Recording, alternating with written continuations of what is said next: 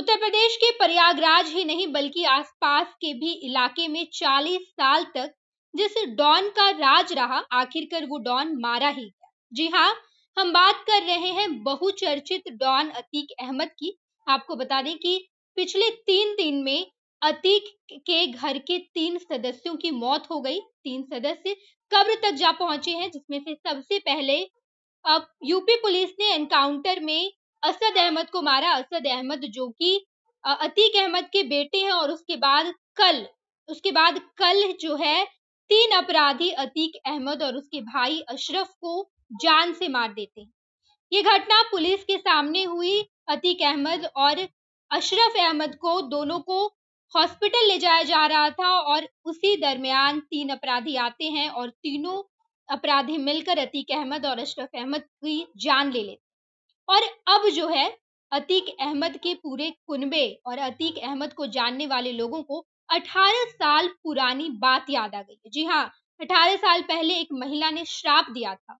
18 साल पहले एक महिला ने श्राप दिया था कि अतीक अहमद ने जिस तरीके से मेरे पति को मारा है, वैसे ही अतीक अहमद का खत्म हो जाएगा, वैसे ही अतीक अहमद एक दिन खत्म हो जाएगा, उसकी हत्या हो जाएगी। ये बात दरअसल एक महिला ने कही, और ये बात 18 साल पहले की है। और अब जो है यही बात अतीक अहमद और उसके कुनबे को जानने वाले लोगों को याद आ रही। हम आपको बता दें कि प्रयागराज के लोग कह रहे हैं कि अतीक के परिवार और उसके गुर्गों को एक महिला का श्राप लगा है। ये महिला और कोई नहीं बल्कि पूर्व विधायक राजूपाल की पत्नी पूजा पाल है। पूजा पाल के हाथों की मेहंदी भी नहीं थी कि सुहाग को उजाड़ दिया गया, तभी उन्होंने कहा था कि अतीक भी वैसे ही मारा जाएगा। आखिरकार अतीक मारा ही गया, अकेले नहीं बल्कि भाई और बेटे के साथ। दरअसल ये कहानी 2004 में शुरू होती है। माफिया डॉन अतीक अहमद ने 2004 में प्रयागराज से लोकसभा चुनाव जीत लिया था। वो पहले से ही प्रयागराज पश्चिमी विधानसभा सीट से विधायक था। जब सांसद बन गया तो विधानसभा की सीट खाली हो गई। अतीक के सांसद चुने जाने से खाली हुई सीट पर 2005 में उपचुनाव हुआ था। अतीक ने अपने भाई अशरफ को इस सीट में मैदान में उतारा।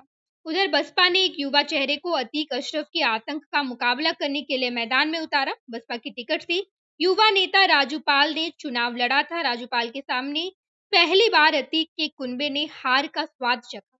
राजूपाल विधानसभा उपचुनाव जीतकर विधायक बन गए। 2005 के जनवरी में विधायक बनने से कुछ ही दिन बाद राजू की पहली शादी हुई। राजूपाल ने पूजा पाल से शादी की थी।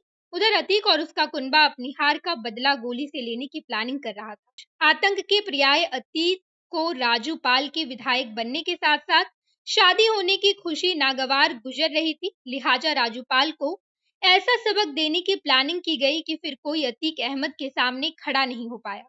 घटना 25 जनवरी 2005 की है। प्रयागराज के धूमनगंज में विधायक राजूपाल को गोलियों से छलनी कर दिया गया था। अतीक के भाई अशरफ और उसके गुर्गों ने राजूपाल को दौड़ा दौड़ा कर गोलियां मारी थी। प्रयागराज में दिन दहाड़े विधायक की इस बेरहमी से हत्या ने पूरे उत्तर प्रदेश को दहला दिया था। इस पूरे मामले में सबसे बड़ा जो सदमा लगा था वो राजूपाल की पत्नी पूजा पाल को लगा था। पूजा पाल अभी नई नवेली दुल्हन बनके घर आई ही थी। राजूपाल से उनकी शादी को मात्र 9 दिन हुए थे, और अभी मेहंदी का रंग भी नहीं उतरा था कि वो विधवा बन गई।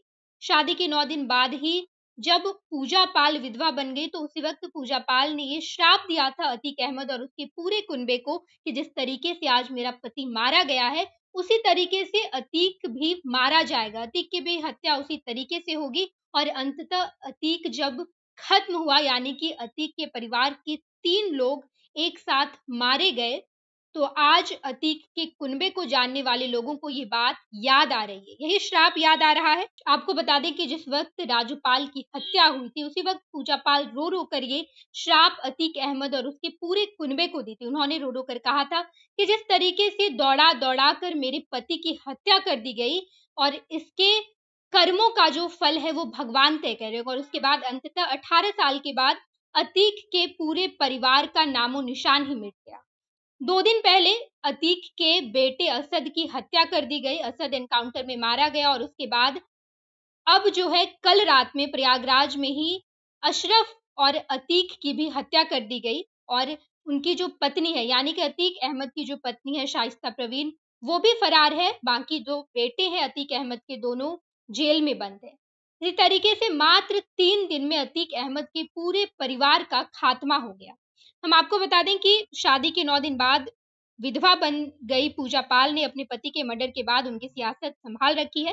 पूजा पाल की हत्या के बाद खाली हुई विधानसभा सीट पर 2005 में हुए उपचुनाव में पूजा पाल ने बसपा की टिकट पर चुनाव लड़ा था, लेकिन वे अतीक के भाई अशरफ के आतंक के सामने हार गई थी। हालांकि 2007 में हुए विधानसभा चुनाव में पूजा पाल ने बसपा की टिकट से जीत हासिल की थी।